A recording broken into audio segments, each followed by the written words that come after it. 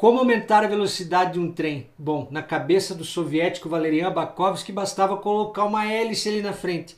O que ele não sabia é que essa construção dele iria ser muito trágica para sua própria vida e iria render diversas teorias conspiratórias. Seja bem-vindo ao Mundo da Graxa. Se você gosta de histórias e de motores, já se inscreve no canal. E hoje eu quero te contar sobre essa história bem interessante do aerovagão soviético. Sem enrolação, bora para a história. Os trens mudaram o mundo, só que por volta de 1920 eles ainda eram muito lentos. Até que um alemão chamado Otto Steinitz pensou, se eu colocasse uma hélice, talvez eles fossem mais velozes. E assim ele colocou um motor de alta velocidade chamado Drinus e uma hélice em uma locomotiva. E conseguiu chegar a velocidades de até 150 km por hora, o que era revolucionário para aquela época. Só que o plano dele não ia dar certo, por um motivo simples.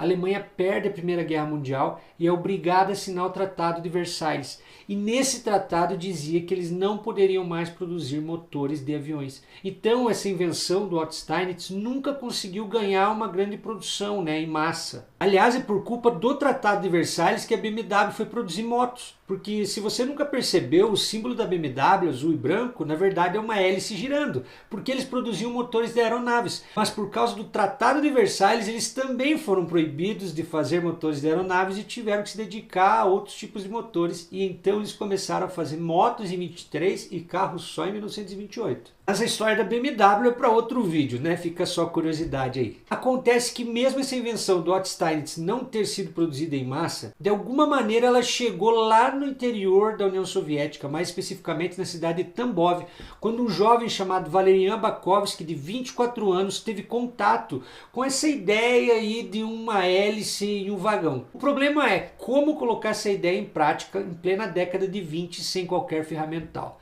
Depois de muito insistir, ele conseguiu um emprego na oficina ferroviária da cidade, onde ele começou a trabalhar nesse projeto. À medida que ganhou fama, os próprios soviéticos começaram a se interessar por isso. Por quê? Viajar de avião não era muito uma opção, porque a aviação estava no início, tinha diversos problemas climáticos, nem em todo lugar você podia pousar.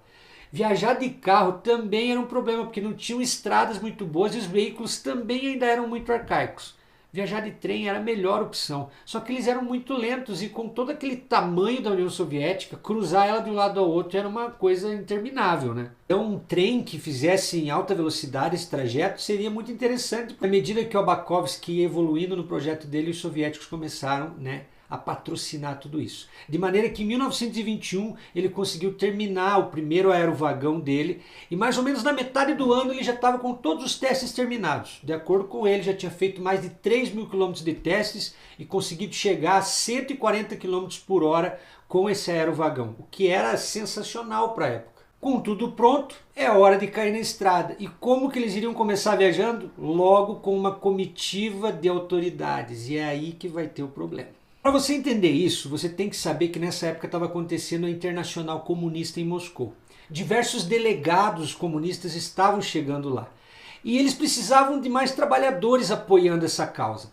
Nessa época eles faziam propaganda ali mais por panfletos, por boca a boca, rádios ainda eram muito raros. Só que, se agora eles tinham um trem de alta velocidade que podia ir até os interiores, por que não colocar alguém do alto escalão do Partido Comunista nesses trens, viajar até fábricas ou até minas lá no interior e falar diretamente com os trabalhadores? Com certeza essas autoridades iriam angariar muito mais apoio ao partido fazendo isso do que mandando panfletos para fazer divulgação. E é com esse raciocínio que eles organizam uma comitiva para ir até as minas em Tula, conversar com os trabalhadores e angariar apoio. Para essa viagem, 22 pessoas, entre elas o Bakhovsky, que foi quem fez o aerovagão, e um político de alto escalão chamado Fyodor Sergeyev. Esse cara era do círculo íntimo de Stalin, era muito amigo dele mesmo. Então, era uma viagem de muita responsabilidade. Na ida tudo fluiu bem, foram ali a 40, 50 km por hora, chegaram lá, fizeram o que tinham que fazer. E na volta, eles quiseram forçar um pouquinho, voltando ali a 80, 90 km. Até que a 111 km de Moscou, o trem perdeu estabilidade, descarrilhou e, claro, foi um acidente feio, trágico, não tinham muitas normas de segurança. E das 22 pessoas, 6 morrem, inclusive o Bakhovsky e o Sergeyev. Desse acidente, o Sergeyev deixa um filho dele órfão e ele era tão amigo do Stalin que o Stalin pega o filho do Sergeev e cria como se fosse o seu filho, tamanha era a amizade deles. Imediatamente começaram diversas teorias conspiratórias, afinal quem é que queria um político daquele escalão morto e etc. Com o tempo eles descobriram que na verdade o trem passou por um buraco que desestabilizou ele, que acabou descarrilhando.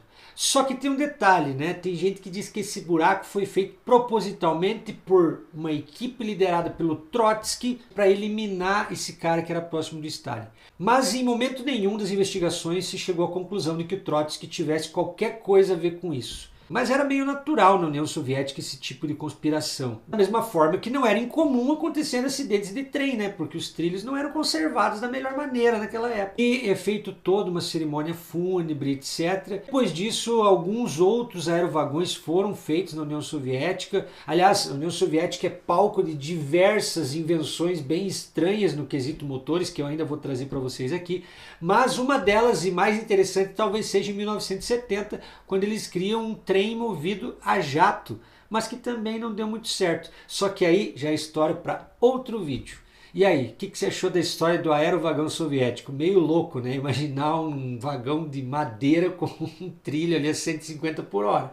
Se você gostou dessa história, cara, deixa um comentário para engajar, curte, comenta, compartilha e se inscreve no canal. Muito obrigado e até a próxima.